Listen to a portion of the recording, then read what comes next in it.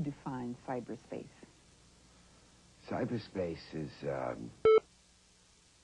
metaphorical idea, which is supposed to be the space where your consciousness is located when you're using computer technology on the internet, for example. And I'm not entirely sure it's such a useful term, but I think that's what most people mean by it. How does that strike you? I mean, that your consciousness is located somewhere other than in your body. Well, the most interesting thing about the term, for me, is that it made me begin to think about where one's consciousness is when interacting with other kinds of media. For example, even when you're reading, where are you? What is the space in which your consciousness is located? And when you're watching television, where are you? Who are you? Of course, people say with the internet, for example, it's a little different in that you're always interacting, or most of the time, with another person. And when you're in cyberspace, I suppose you can be anyone you want. And I think, as this program indicates, it's worth talking about, because this is a new idea and something very different from face-to-face co-presence with another human being. Do you think this is a good thing or a bad thing, or you haven't decided? Well, no, I've mostly I've mostly decided that new technology, this kind or any other kind, is a kind of Faustian bargain. It always gives us something important, but it also takes away something that's important. That's been true of the alphabet and the printing press and telegraphy right up through the computer. For instance, when I hear people talk about the information superhighway, it will become possible to shop at home and bank at home and get your texts at home and get entertainment at home and so on. I often wonder if this doesn't signify the end of any meaningful community life. I mean, when two human beings get together and they're co-present, there is built into it a certain responsibility we have for each other. And when people are co-present in family relationships and other relationships, that responsibility is there. You can't just turn off a person. On the internet, you can.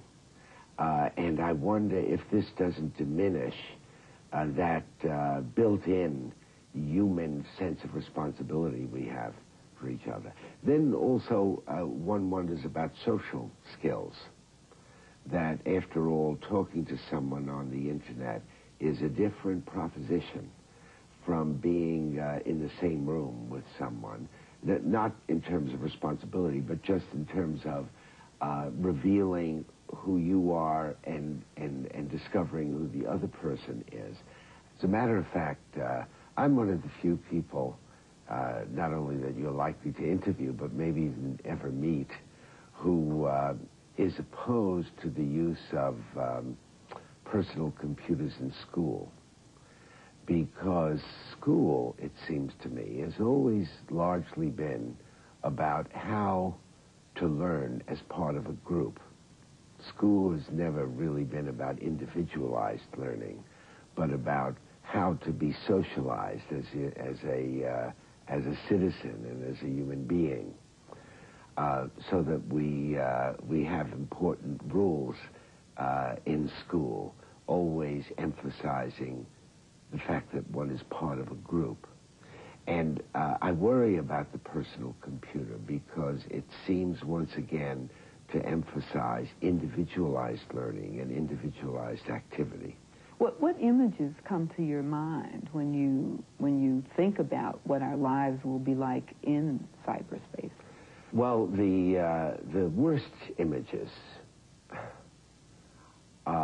of people who are overloaded with information, which they don't know what to do with, have no sense of what is relevant and what is irrelevant. People who become information junkies. What do you mean? How do Well, you mean that? the problem in the 19th century with information was that we lived in a culture of information scarcity. And so humanity addressed that problem, beginning with photography and telegraphy in the 1840s. We tried to solve the problem of overcoming the limitations of space, time, and form. And for about 100 years, we worked on this problem, and we solved it in a spectacular way. And now, by solving that problem, we created a new problem that people have never experienced before. Information glut, information meaninglessness, information incoherence. I mean, if there are children starving in Somalia or any other place, it's not because of insufficient information. And if crime is rampant in the streets in New York and Detroit and Chicago or wherever, it's not because of insufficient information. And if people are getting divorced and mistreating their children, and if sexism and racism are blights on our social life, none of that has anything to do with inadequate information. Now, along comes cyberspace and the information superhighway, and everyone seems to have the idea that, here, we can do it. If only we could have more access to more information faster and in more diverse forms, at long last we'll be able to solve these problems. And I don't think it has anything to do with it. Do you believe that the fact that people are more connected globally will lead to a greater degree of homogenization of the global society? But here's the puzzle about that, Charlie. When McLuhan talked about the world becoming a global village, and when people ask, as you did, about how connections can be made, everyone seemed to think that the world would become, in some good sense, more homogeneous. But we seem to be experiencing the opposite. I mean, all over the world, we see a kind of reversion to tribalism.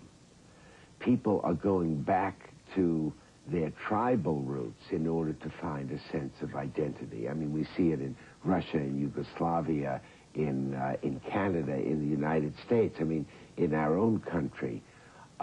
Why is it that every group now not only is more aware of its own grievances, but seems to want its own education? You know, we want an Afrocentric curriculum and a Korean-centric curriculum and a Greek-centered curriculum.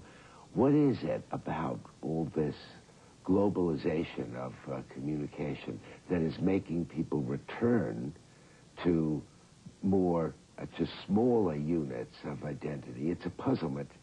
Well, what do you think that people, society, should be doing to try and anticipate these negatives and be able to do something about them?